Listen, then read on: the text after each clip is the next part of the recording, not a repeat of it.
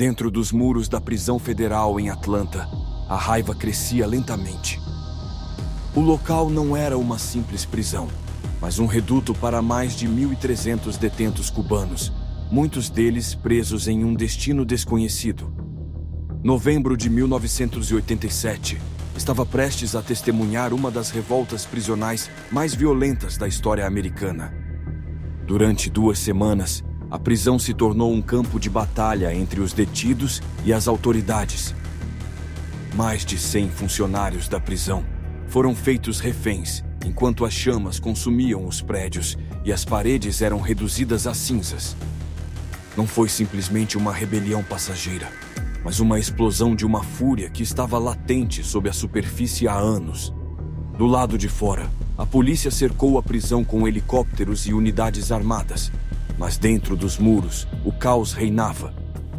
Não havia uma visão clara de como essa situação terminaria. As negociações eram lentas e os detidos se tornavam mais violentos a cada hora que passava. Lá dentro, os detidos sentiam que esta era sua última chance. Eles sabiam que o mundo os observava e que aquele momento poderia ser a única chance de suas vozes serem ouvidas após anos de negligência e abandono. Na primavera de 1980, Cuba passava por uma crise econômica e política sufocante. Com os protestos aumentando e o colapso econômico se aproximando, Fidel Castro tomou uma atitude ousada. Abriu as fronteiras para qualquer um que quisesse deixar o país. Em apenas 5 meses, mais de 120 mil cubanos chegaram aos Estados Unidos em uma onda migratória conhecida como Mariel Boat Lift.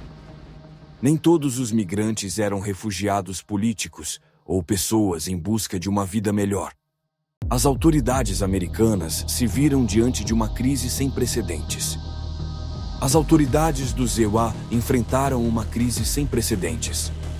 Não havia nenhum plano para acomodar um número tão grande de pessoas, especialmente com tantos indivíduos considerados perigosos ou instáveis.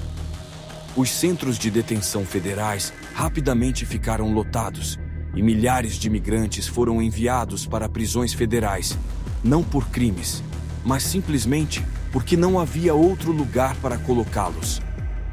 Eles viveram durante anos sem uma visão clara de seu destino, o que gerou sentimentos de frustração e raiva entre eles com o passar dos dias. Eles viveram durante anos sem uma visão clara do futuro, o que aumentava a frustração, a incerteza e a raiva entre eles a cada dia. Esta notícia foi um golpe devastador, pois muitos deles temiam que retornar ao seu país significasse prisão, tortura ou até mesmo a morte.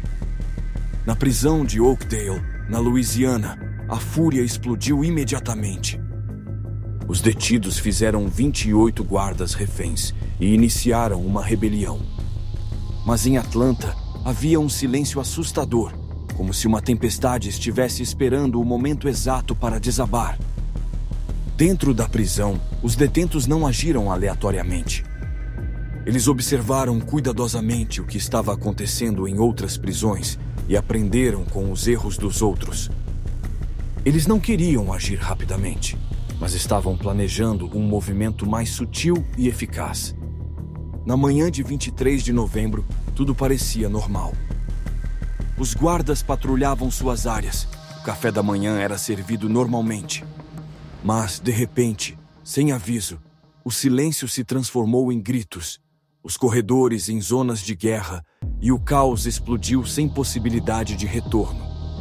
De repente, um grupo de detentos se levantou, cobrindo o rosto com um moletom cinza com buracos para os olhos.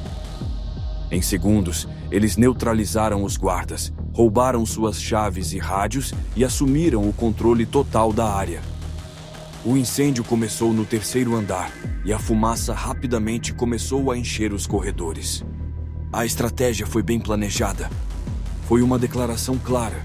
Se não os ouvissem com palavras, eles os ouviriam com chamas. O som de gritos, alarmes e vidros quebrados enchia cada canto da prisão. Os funcionários tentaram entrar em contato com o mundo exterior, mas os telefones foram destruídos pelos mesmos manifestantes. Naquele momento, todos perceberam que aquela rebelião não era um simples protesto, mas uma verdadeira batalha sem possibilidade de recuo. Não havia saída e nenhuma ajuda estava por perto. Alguns trabalhadores estavam trancados em quartos minúsculos e sem ventilação, enquanto a fumaça entrava pelas frestas. O medo era absoluto. Um deles disse mais tarde: "Pensamos que iríamos queimar até a morte lá dentro." Enquanto o caos tomava conta da prisão, as autoridades agiram imediatamente. Em poucas horas, o FBI e equipes táticas cercaram a prisão. Helicópteros sobrevoavam a prisão, enquanto atiradores estavam posicionados nas torres, monitorando a situação de perto. Lá dentro, os detidos ficaram mais ousados e, a cada hora que passava, expandiam seu controle. Alguns se juntaram à revolta, armando-se com objetos improvisados, enquanto outros simplesmente vagavam sem rumo pelos corredores. Não havia mais diferença entre rebeldes e prisioneiros comuns. Todos faziam parte desse caos. Enquanto isso, as negociações estavam em andamento. O FBI enviou negociadores para tentar conter a situação e chegar a uma resolução pacífica. Mas os detidos não estavam dispostos a desistir tão facilmente. Eles sabiam que esta poderia ser sua última chance de liberdade e que qualquer erro poderia custar-lhes a vida. À medida que a rebelião continuava, as tensões entre os detidos e as autoridades aumentaram. De repente, uma nova ameaça surgiu. Alguns presos começaram a mover tanques de gás industrial para os túneis sob a prisão. Se eles considerassem explodi-la, a prisão poderia se tornar um desastre humanitário, desperdiçando o tempo dos negociadores. Após dias de caos, as negociações começaram a tomar um novo rumo. Os detidos perceberam que continuar a rebelião só levaria a mais destruição, especialmente depois que perderam o controle de algumas celas e as forças federais começaram a apertar o cerco ao redor deles. Diante da crescente pressão, eles decidiram fazer um gesto de boa vontade. Em uma atitude inesperada, os detentos concordaram em entregar o preso mais perigoso da prisão, Thomas Silverstein, conhecido por sua extrema violência. Eles o drogaram com um comprimido para dormir, e quando ele perdeu a consciência, o entregaram às autoridades, numa tentativa de mostrar sua disposição de negociar. Com o tempo, os reféns começaram a ser gradualmente libertados. Com cada grupo libertado, as forças federais diminuíram a pressão sobre eles. Não foi uma rendição completa, mas foi o começo do fim. No 12º dia da rebelião, os detidos saíram das celas um por um, levantando as mãos no ar. A rebelião finalmente terminou, mas seus efeitos foram desastrosos. As paredes estavam escurecidas pelo fogo, a prisão estava um caos e os presos enfrentavam um futuro desconhecido. Mas pelo menos eles fizeram com que a voz de todos fosse ouvida, por uma vez. Se você gosta do conteúdo, não esqueça de nos apoiar curtindo e se inscrevendo no canal. Diga-me nos comentários qual história é adequada para o próximo episódio, para que possamos contá-la a você.